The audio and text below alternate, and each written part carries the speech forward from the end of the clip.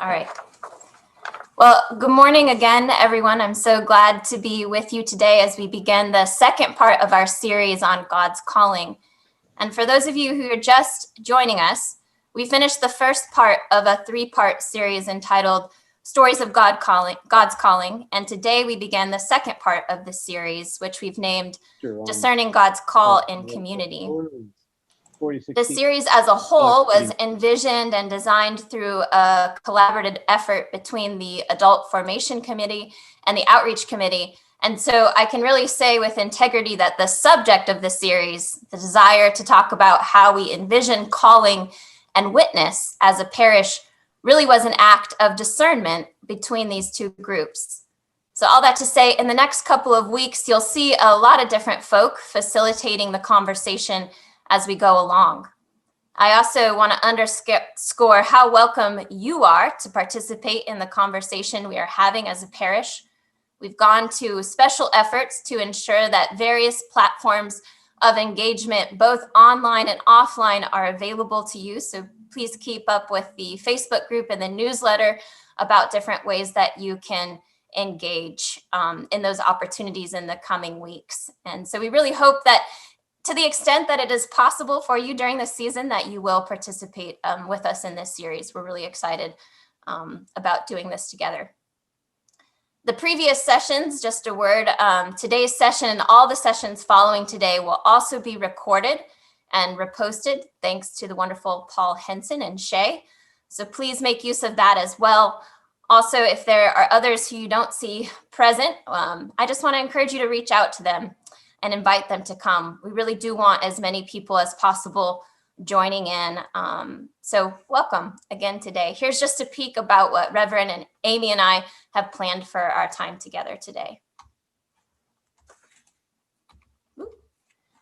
We'll say a short prayer, and then I'm going to do an introduction of the major themes of the series.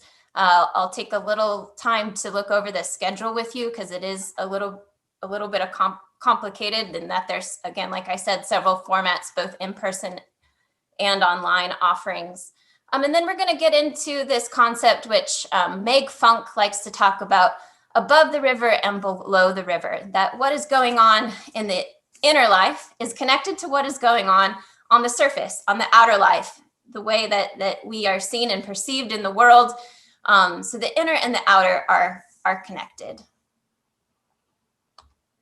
But let us start and begin with prayer. The Lord be with you. And also with you. This is a prayer by Howard Thurman. Lord, Lord, open unto me. Open unto me light for my darkness. Open unto me courage for my fear. Open unto me hope for my despair. Open unto me peace for my turmoil.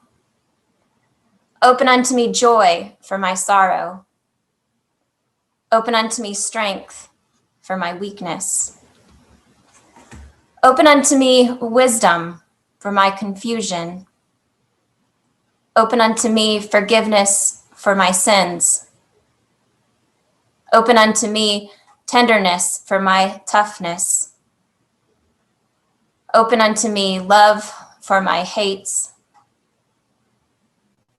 Open unto me thyself for myself.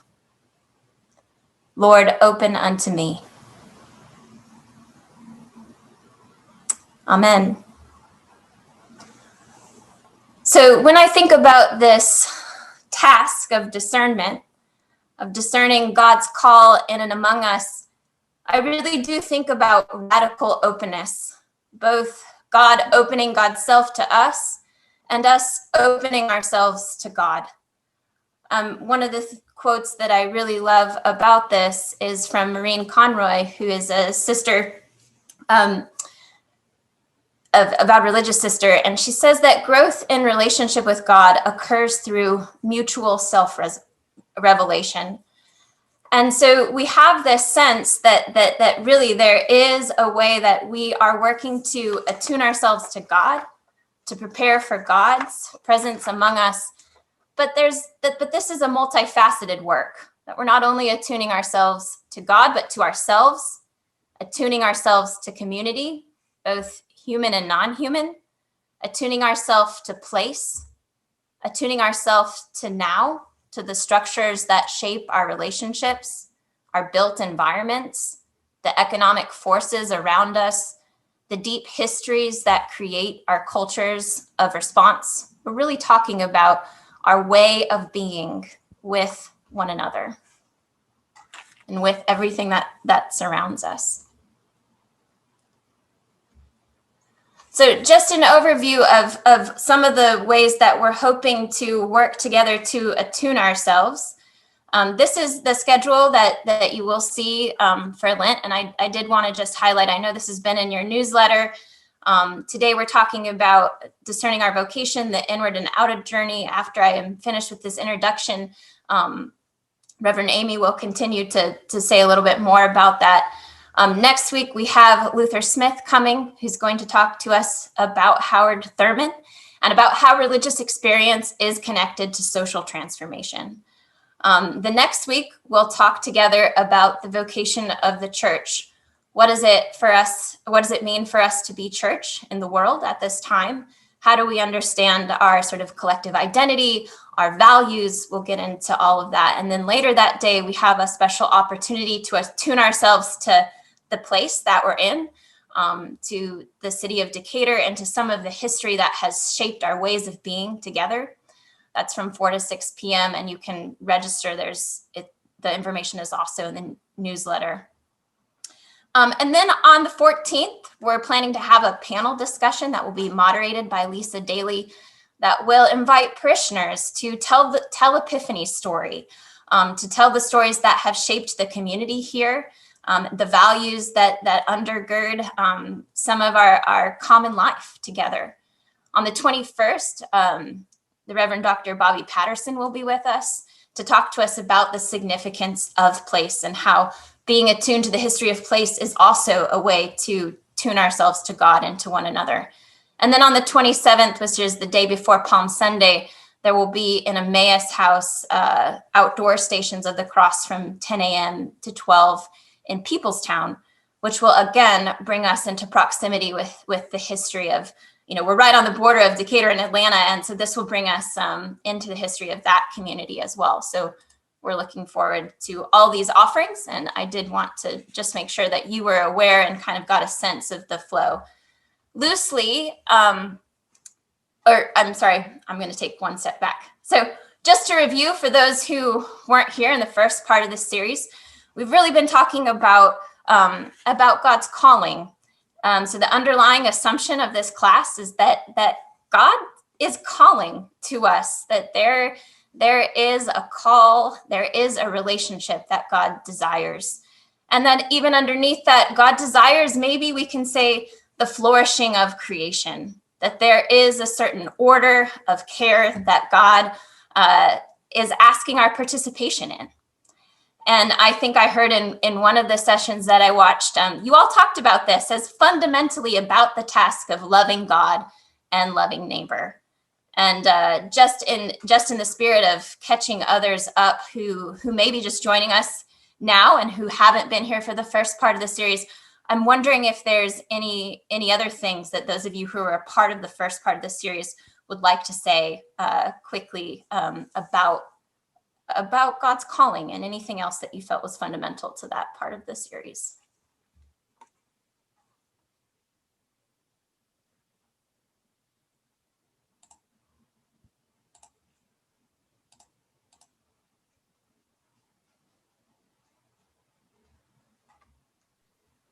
Nicole, I think from the perspective of, from my own perspective, it seems like everybody perceives calling in kind of a different way on a personal level.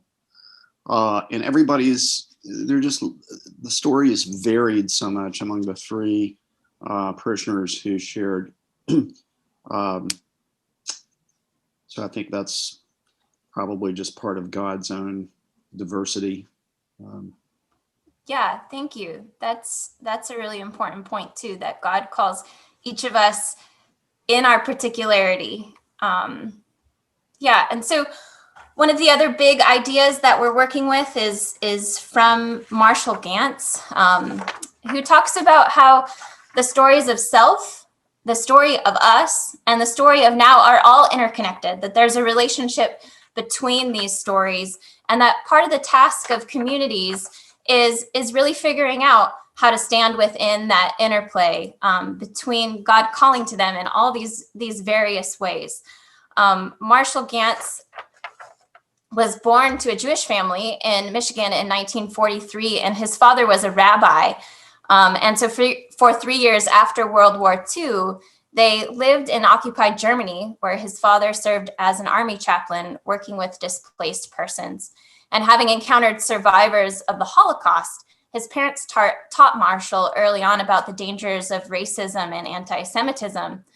Gantz entered college at Harvard at 1960, and before graduating, got involved in the Freedom Summer Project, went to Mississippi, served as a field secretary for the Nonviolent Coordinating Committee, and realized that he had made this deep, deep connection between the Exodus story that he had heard growing up as a child in the Seder meals and the liberation of African American peoples in our country.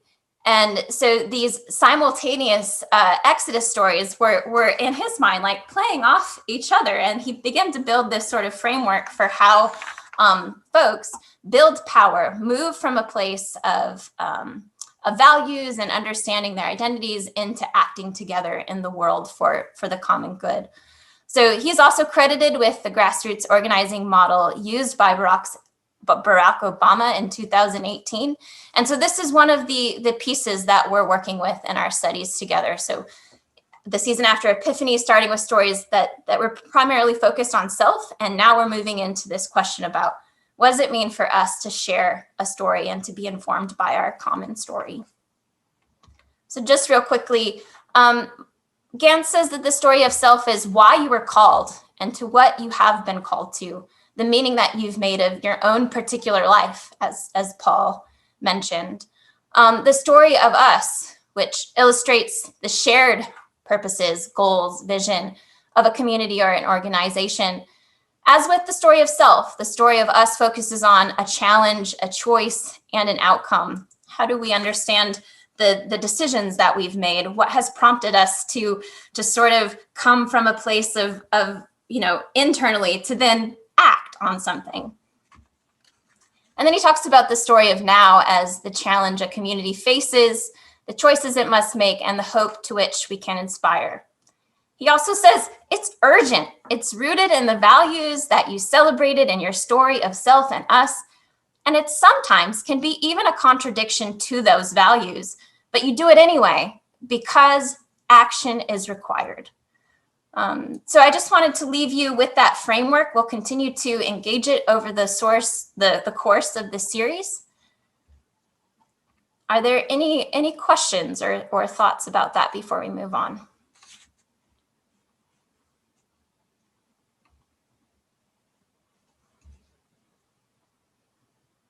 Great. So again, Gantz's assumption is that organizations, communities are so good at strategy. Often the focus of committee meetings, the focuses of times together are really about strategy, engaging the head. This is what we want to do. How are we going to do it? But he says oftentimes we forget about the narrative piece, why we do things, what moves us, motivates us.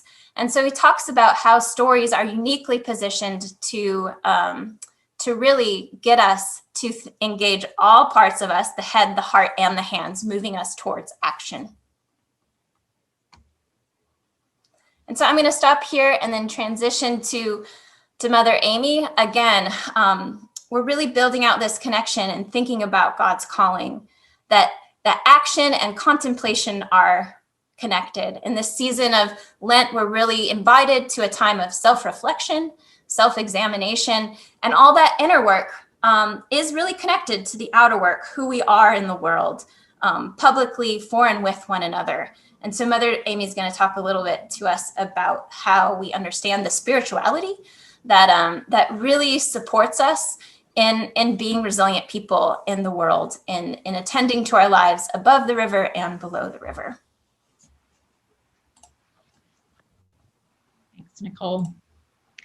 I'll tell you why I think this is so important for us right now. I think there are pieces of our identity that are stable for us as people and for us as a community. And then there's a sense in which there's parts that are always fluid, right? And so this question of who are we feels like an important one for us to think about now in light of the circumstances of the last 2 years, the departure of our priests, the pandemic that has kept us apart after all those significant things happened in the life of the parish. So it's easy to kind of just keep going and doing what we've been doing, because that's what we know how to do. I think it's worth taking a step back. We're in a transitional space, and we're talking about this as a vestry too. And that was part of the impetus behind our storytelling at our vestry retreat, to take a step back and look at our stories and what they tell us about who we are, and how do we discern God's voice leading us now rather than just keep doing what we're doing. How do we pause and listen, and telling those stories of who we are and who we are as a community, I think, is an important way to attend to that as we think about who we're going to be moving forward. And so, like Nicole said, I'm the above the river is the things we do, like worship and outreach and programming and formation. And how do we attend to the below the river things? Because I think it's real easy to focus on the outer. How do we attend to the inner at the same time? And I think that it's important to think about how we discern God's calling, because I think that's the place where the inner and the outer come together. And there's different ways that people talk about this. And if you've been here for the last 3 weeks, you've seen even the different language that people who've been telling their stories have used. I'm going to talk kind of generally speaking about the way we think about God's calling. And I base some of this on Parker Palmer, and he's done some good work around this. I think the evangelical perspective, if you grew up like I did in an evangelical church, that perspective is that God's will is out there somewhere, and we have to figure it out. And then when we can figure out that whatever God's will is, then we can go and do what we're supposed to be. In other words, it's out there. It's not in here. And that was definitely the message that I got growing up. And I think on the other end of the scale, progressives tend to say, there's a need. Can I get an amen? There's a need. There is an injustice, a wrong that needs to be righted. And it's my job to fit myself to meet whatever that need is. Does that make sense? So in some sense, it's still out there a little bit, but in a different way. It's like, I'm going to go find where the injustice is, and I'm going to go shape myself to go meet that need. And y'all don't have to be, yeah, can I get another amen? Y'all don't have to be silent. I'm happy to be interrupted because I do like dialogue and all this. And so Parker Palmer says in his book, Let Your Life Speak, which I'm a little afraid to tell you this because then you might not read it. It's the reason that I'm here. When I was in EFM back in that Episcopal church, remember I was running away from God to the Episcopal church, and I thought God wouldn't find me there. And in my EFM group, we read the book, Let Your Life Speak. And I realized that I did have a calling to do this work of ministry, of pastoral ministry. And so it became kind of obvious because I started listening to my life. It wasn't that the book told me that that's what I was supposed to do. The book said, listen to your life. And that's where God places the things that you need to know. Let your life tell you. And he talks about his own experience of doing community organizing and doing higher education and teaching and all these other things. And he said, finally, I realized it's not out there somewhere. Why did none of these things fit? It's I got to listen in here. And that's how God communicates it, through our passions, through our interests, through our gifts. And that's how we look inward to find out about vocation. He says, our job is not to find something noble to do and then fit ourselves to that, but to listen deeply within to what is ours to do, while educating yourself about all those other needs that are out there. That doesn't mean turn a blind eye while you're listening inward. You're not seeing any of that, but something's going to resonate, and that is your calling.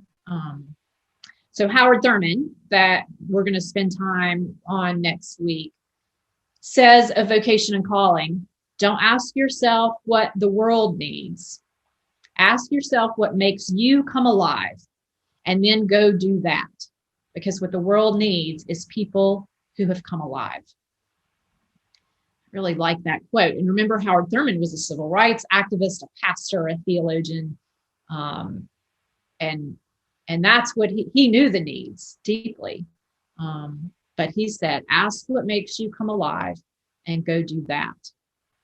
And I do believe that reassessing that question needs to happen at every stage of our life, because what that was for me at 25 is different than what it is now at turning 50 this year. It changes throughout our lives. And so I want to offer a few thoughts for us to consider as we move through this idea of balancing contemplation, is what I'm going to call it. That's what's below the river. And contemplation doesn't have to be sitting on a cushion meditating all the time. And I'm going to talk about that in a minute. There's lots of different forms that can take. But the balance between the contemplation below the river, got to get my hands up here, contemplation below the river, and action is the part above the river. Some of you are joining me for the Thomas Merton study beginning tomorrow. And Merton is one who felt strongly that if we don't attend to the inner life, we will operate in the outer world from a place that's not grounded, and has the potential to do more harm than good, because we haven't examined our own lives and our motives and what's driving us into this work. So I'm going to share a quote, if I can figure out the technology of this. I'll read it if I can. There we go.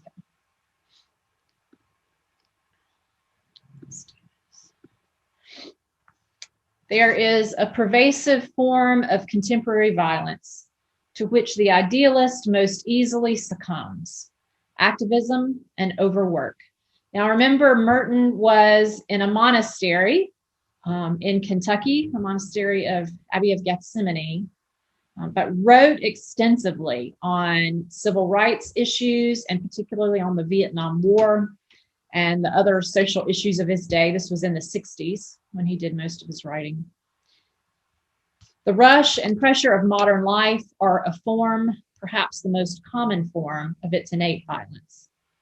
To allow oneself to be carried away by a multitude of conflicting concerns, to surrender to too many demands, to commit oneself to too many projects, to want to help everyone in everything, is to succumb to violence. The frenzy of our activism neutralizes our work for peace. It destroys our own inner capacity for peace. It destroys the fruitfulness of our own work, because it kills the root of inner wisdom, which makes our work fruitful. I have that quote on a little piece of paper. You can't see it because of the camera angle, taped to the keyboard of my computer, because guess what? Priests can be guilty of that too. We just covered that quote in this class, right? Am I remembering correctly? I think that last week maybe we just read this. It's great. It's great. Did Alex Yank use it? I think she did. Am I right? Yes, she did. She used this quote at the end of her talk, so it's a favorite. Well, it might be that there's people here who need to hear it if the Spirit brought it up. Yeah. Maybe I'll need to tape it to your computer too. I've never heard it before. It's great. Yeah. It is a good one. Yeah, I'm glad to know she used it. Well, here's another Merton quote. What is the relation of contemplation to action? Simply this: he who attempts to act and to do things for others or for the world without deepening his own self-understanding, freedom, integrity, and capacity to love will not have anything to give others. He will communicate to them nothing but the contagion of his own obsessions, his aggressiveness, his ego-centered ambitions, his delusions about ends and means, his doctrinaire prejudices and ideas.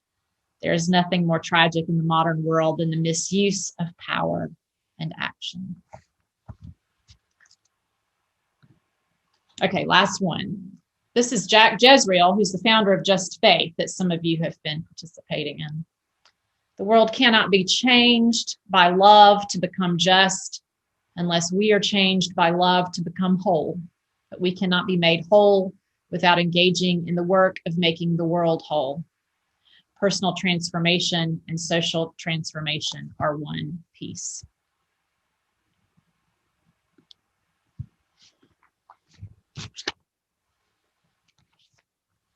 So you can see that these people far more experienced than I at this work would say for change to happen, it requires both action and contemplation, the inner and the outer, because the outer is going to be a reflection of the inner. And let me also say, the inner without the outer, not very worthwhile either, right? If all we're doing is navel gazing or just feeling a sense of peace on our own, and it doesn't bring any change in the world, that's also out of balance. Teresa of Avila talked about that. She's talked about it like a circle. She says our prayer should send us out into the world. And then being out in the world should send us back to our knees in prayer. And that it should be a continuous cycle, this inner and outer.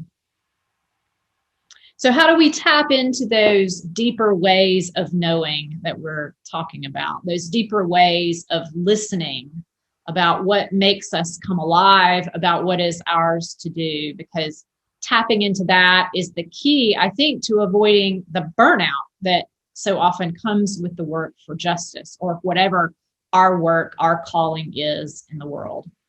And so Urban Holmes, some of you who are familiar with Swanee may recognize that name. Urban Holmes and Corinne Ware looked at the history of the ways people have talked about spirituality or this inner life that we're talking about. And he divided a circle into 4 quadrants as a way to talk about the paths that people take to God. They tend to give us a look at what different personality types do. Ideally, a balanced person would engage in all of these practices. And of course, none of us fall into that category, at least nobody I've met so far. Most of us tend to find ourselves more in one than the other. So I'm going to show you the picture and talk about, help you think about where you might fall in this and what practices might work for you, and then what practices might help you move towards growth, right? Because if we only do the ones in our comfort zone, then we're probably not going to grow. So let me see. Share screen again. I'll come back to that one. That was the tree of contemplative practice. Okay, so you can see the top is thinking. That's like how we use our head. Below is feeling. And then to one side is cataphatic and the other side is apophatic. And another way to think about that is concrete and abstract.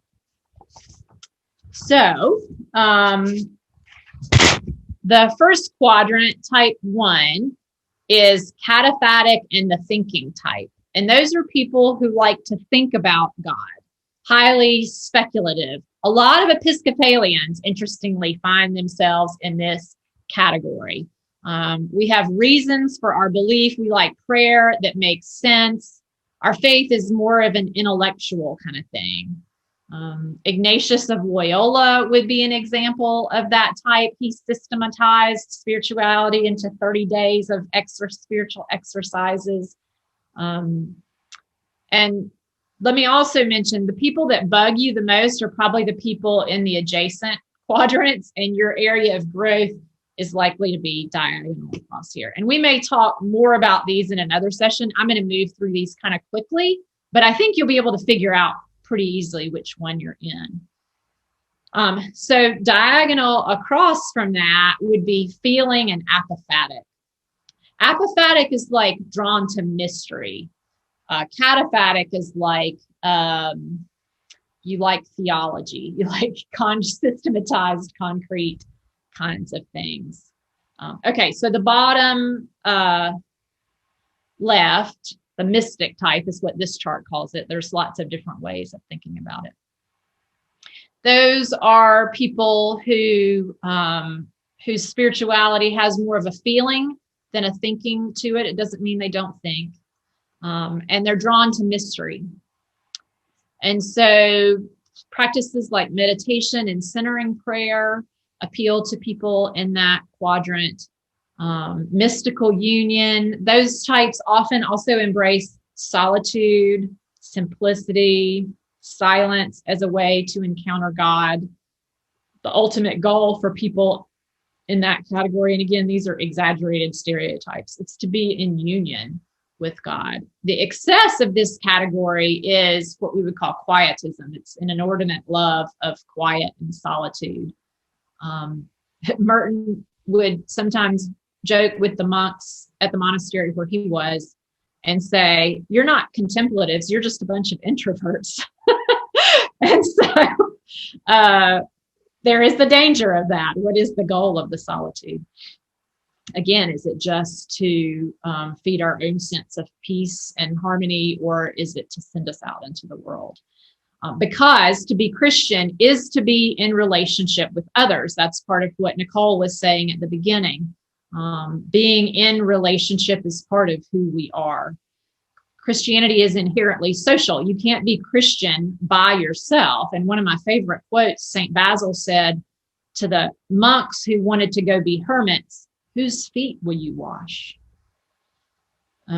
Yeah, you can go off and live on your own. And there's times when that's pretty appealing to me. I'm an introvert and I like that idea. But when I heard that quote, I thought, yeah, that's so true. Just being alone and being with God doesn't fulfill all that Christ has called me to do in the world. Whose feet will you wash?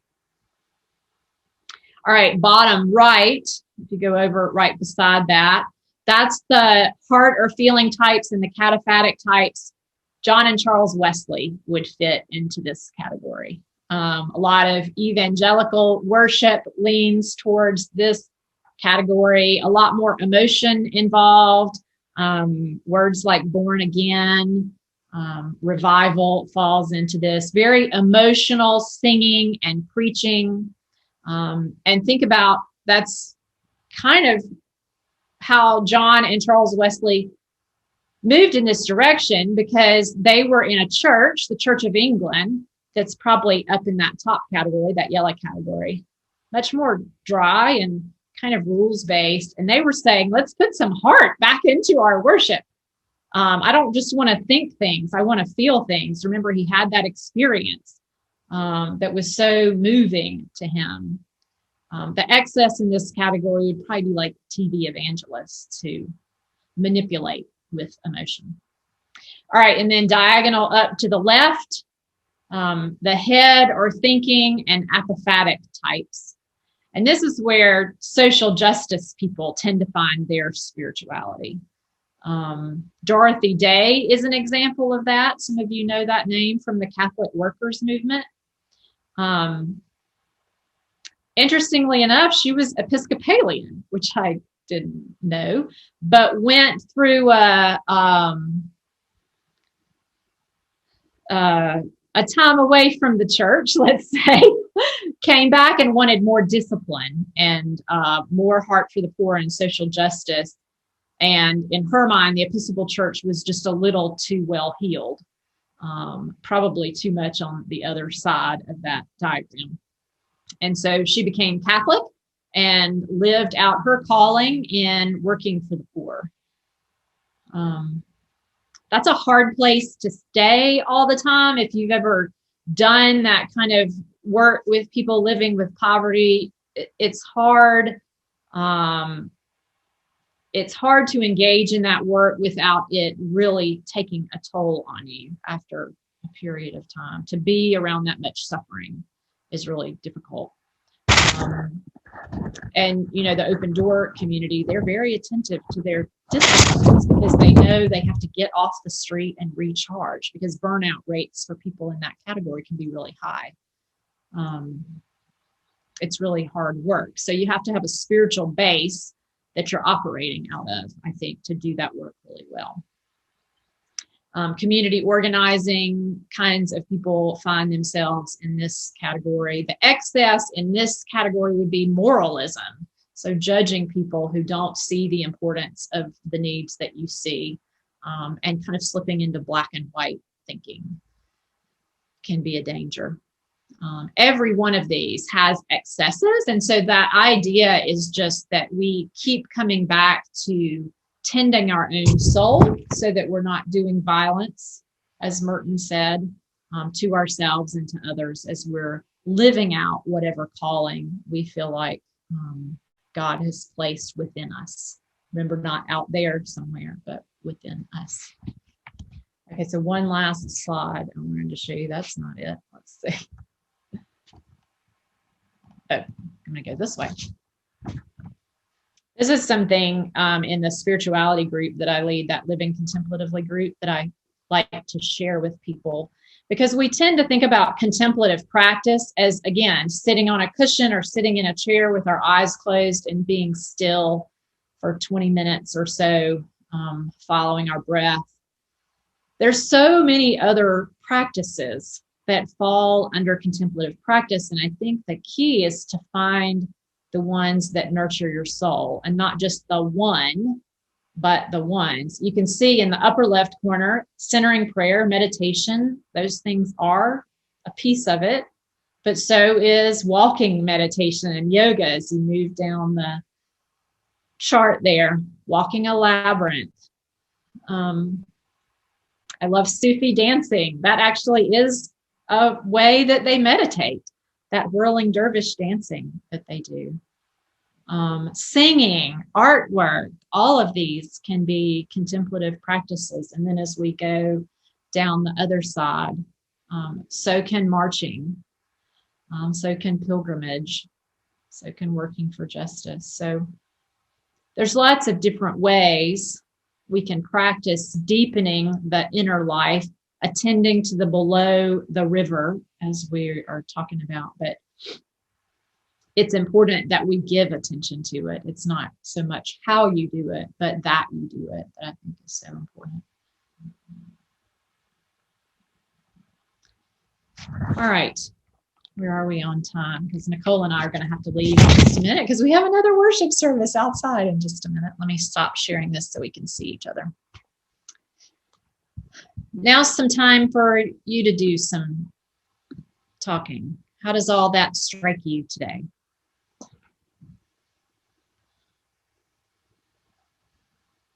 How are you feeling about the way you're attending to both?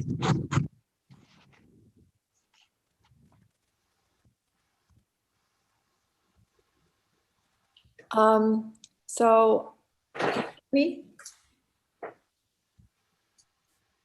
Can you hear me? Yes. Oh, okay.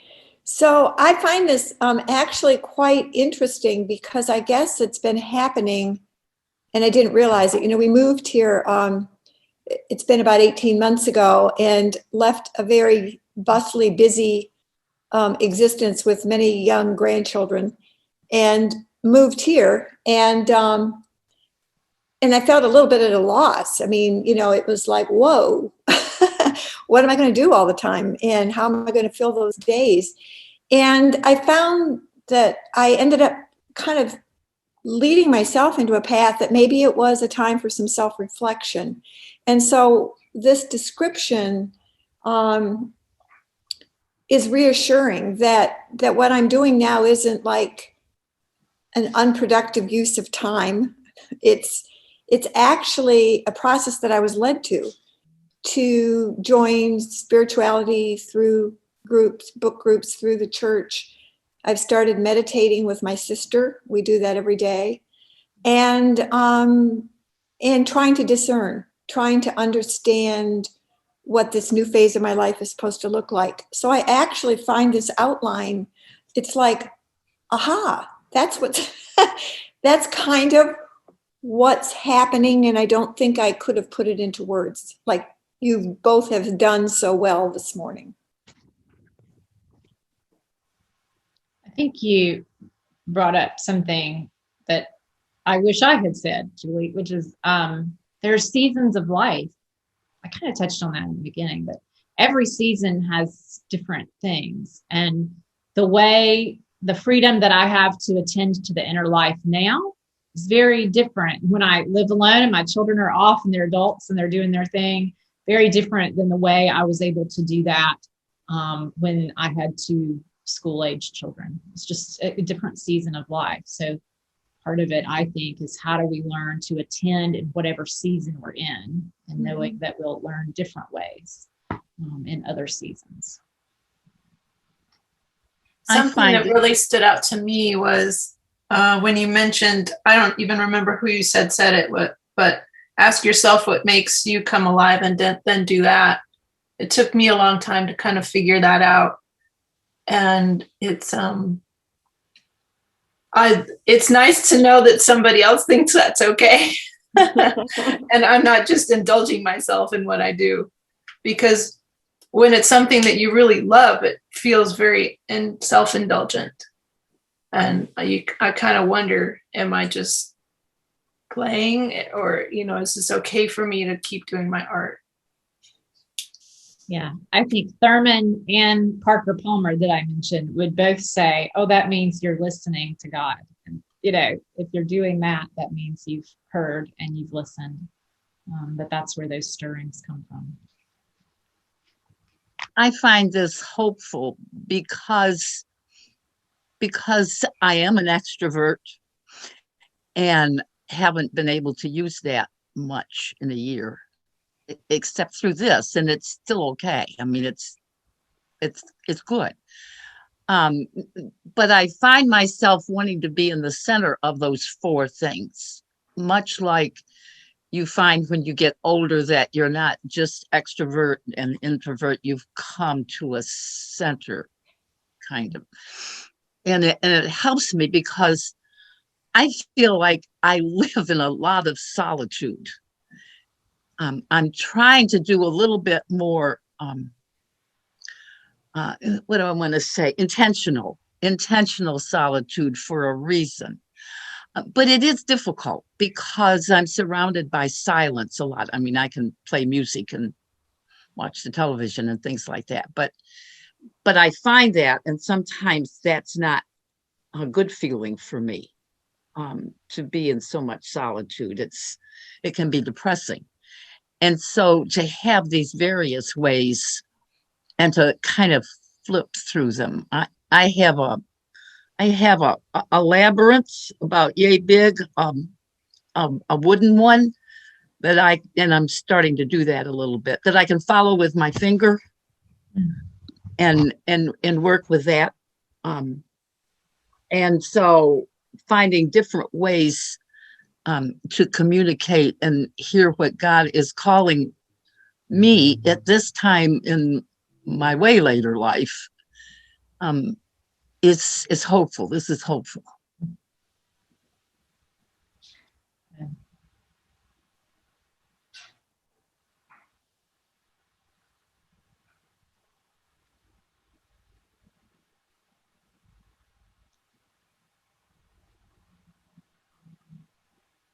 I've been going through periods lately where I feel really peaceful and then I feel really unsettled.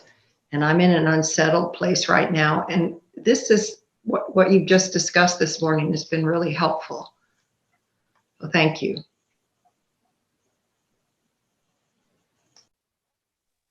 Yeah, it's helpful for me sometimes to reframe those unsettled periods as, oh, something is trying to get my attention. Something internally is trying to get my attention. So then it feels like a gentle nudge on the shoulder rather than it's painful. And Parker Palmer, even in that book, describes his encounters with depression that way. He says, I finally had somebody reframe it for me as like the hand of a friend almost. And this is not the case for everybody's experience, but for him, he was saying it was like the hand of a friend pushing me down into a more solid place that I could stand in. And it had to get my attention to get me to do that. So. What was the name of his book again? Let Your Life Speak. Okay. You know, the other thing I like about what everything that was said this morning is it's very inclusive. I think I've always thought as having a calling as a very specific type of person and a specific sort of action. But this allows the entire gamut of where anybody can really fit in and find their place. Mm-hmm. Yeah, and throughout our life too. You know, calling is not something, okay, God said do this.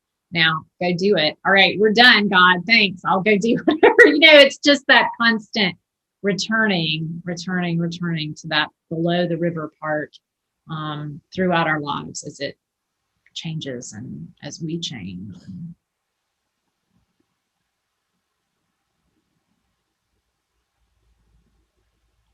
I think the model that you, in terms of that wheel, is very helpful and kind of convicting for me. I think I know where I am on that wheel, but maybe thinking that you know is, I don't know. I mean, be interesting to see where other people think I am. Maybe thinking you know is a symptom of your not actually knowing. Anyway, yeah. And one thing that occurs to me is that, you know, this parish has been historically kind of a social action, social justice oriented parish. And particularly in the political climate that we live in, you know, I've seen, and when I say I've seen others, I really mean I myself have done this, been unreasonable. And, you know, I guess I think what I'm getting at is that there are people who share my politics who can be just as dogmatic as the people who I criticize. And one of the things I've become aware of in my old age is, or my soon to be old age, I don't know, 63, is, you know, if what you believe hasn't really transformed you, if it hasn't made you a more generous person, if it hasn't made you a more forgiving person, what good is it? So I'm just trying not to be one of those, you know, raging leftist social justice people. Yeah. Teresa Vavalo said basically the same thing, but about contemplation. She says, if all that time in prayer and contemplation hasn't made you a more loving person, then it's not working. So along those same lines. All right, well, I need to go help get ready for the next service, but I'm going to leave you, and Nicole may have some closing words too, I'm not sure, but I'm going to leave you with the words of John Lewis, who I think really embodied this idea of contemplative activism really well. There was something deep that grounded his work, and it was so evident in what he was able to do in his life. He was a man who knew well how to listen deeply for the stirrings of God's Spirit, and often credited that for how he was able to do the hard things he did. Fun fact, especially for those of you who are coming to the Thomas Merton study beginning tomorrow, he carried Thomas Merton's book, 7-Story Mountain, in his backpack the day he walked the bridge. Wow. So that tells you something about him. Mm-hmm. So here's his words that I'll leave you with, and then you all can stay on and have more conversation after I go. Lean towards the whispers of your own heart, Lewis says. Discover the universal truth and follow its dictates. Know that truth always leads to love and the perpetuation of peace. If you follow your truth down the road to peace and the affirmation of love, if you shine like a beacon for all to see, then the poetry of all the great dreamers and philosophers is yours to manifest to a nation, a world community, and a beloved community that is finally at peace with itself. I'll add an amen to that. Feels like a good prayer. All right, Nicole. I mean, really, I have to follow up John Lewis? Yeah, I want to ask, is it too late to get in on that class, and what time is it? It's 11 tomorrow. It's 11 in the afternoon? And 11 in the morning. Yeah, We'll I can't do it. Yeah, there's reading ahead of time, so you'll need to email me if you want. Okay. All right. Nicole, anything else? No, really. I think we've said it well. Attending to the self, building the awareness of God at work in the self is building the awareness of God at work and God's love at work in other people and in our world. And so it is attending to relationship fundamentally. One of my favorite theologians says that the self is not a self, but a relation. And I think that that's the heart of what we're getting at, is that even in the particularity of who you are, it's in relation to God, the giver of life, the giver of love. So it's not self-indulgent, Christina, at all. In fact, it is the way that bonds us and joins us to others in the world. So, yeah. Well, I'm so glad that you all are here. I'm so excited to continue to think about these things together. Please do come next week. Luther Smith is a gem. I'm totally serious, and you're going to be sad if you miss it. He even hired Bobby Patterson, so that's a fun fact. And loves this community, as it's been a site for many of his community organizing meetings throughout the year. So. Thank you both. It was wonderful. Thank you. Thank you. Thank you so much. Great. Thank you so much. Nicole and Amy need to go, but if anybody wants to engage in another 5 or 10 minutes of conversation, we'll just do that. If not, we'll call it. I enjoyed it. I need to leave, so thank you very much. Ollie.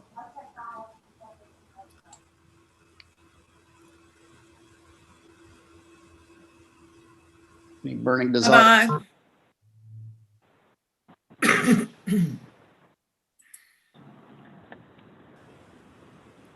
Paul? Yes. Are you out there? It's Nancy. I just wanted to share that I have been struggling with myself because I have been reading John Lewis's book, Walking with the Wind. It had just been something I really had wanted to read. And so I had been reading it, but kept telling myself that was, there were other things I should be doing. And why was I taking time sitting around reading a book and doing all of these things? And the final quote there that Amy just shared with us made me say, I'm going to spend the afternoon reading John Lewis's book. Yeah, I have a hard time figuring out sometimes which of my inner voices to really pay attention to. I have an inner voice these days that tells me that I should be out doing things to, help heal the world. But, I am 63 and I don't know. I mean, I like solitude, and so yeah, I guess you have to sit with all of that and eventually just come to some kind of conclusion. Probably the more time you take to come to those conclusions, the better discernment you'll make about it, I guess. The longer I take to make decisions, the better decisions I make. Nancy, I love that book. It's one of my favorite books. How far into it are you? Oh, about 2/5, maybe. Okay, you're gonna love it. It's so great. I actually have marched with John Lewis back in the late 60s and with Martin Luther King, and had a wonderful experience when I was in college. One of my friends needed to, for her religion class, go to a Black church. And so she came to me and said, are you interested? Because she thought I might be. And I said, absolutely. her father was the campus minister, and she talked to him and said, Nancy and I want to go to Ebenezer. And he said, well, I'll go with you. So we went on a Sunday evening for their evening service. And as we got there, we suddenly realized that they had a homecoming that day and were not planning to have an evening service because they'd had the homecoming. But Daddy King and 4 of the elders and a few women from the church stayed and put together a service so that the 3 of us would have a service. Wow.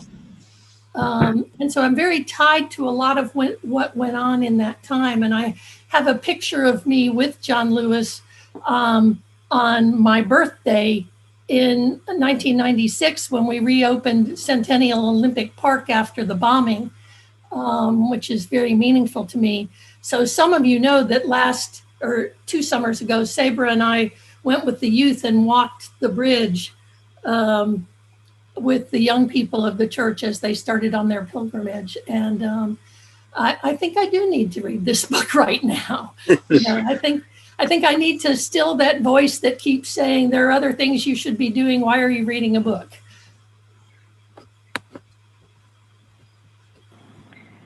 Yeah, I also found that the idea that how we attend to our inner life below the river is equally important to what we're doing above the river, a really powerful one in terms of giving myself the time to pause, the time to reflect.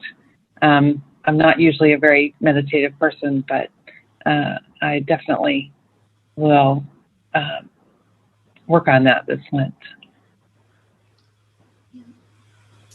I had a revelation this fall, or not too long ago, and that one of the things I like best about church is the collect of the day and all the collects, that the way they speak to specific circumstances.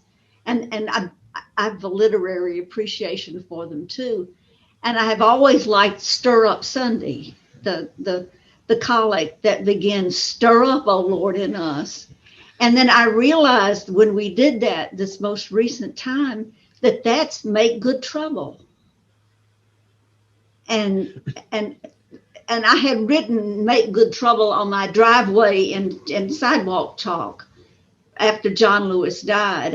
It was the thing I remembered most particularly, but I was so happy to have that connection when Stir Up Sunday is make good trouble. So we have 2 ways to do that.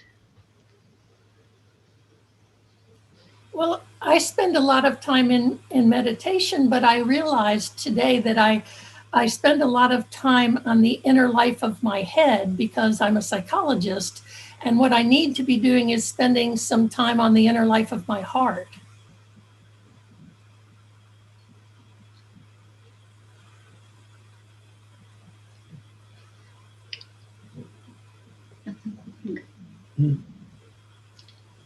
Bless your heart. Thank you, Pat. I thought it was awesome.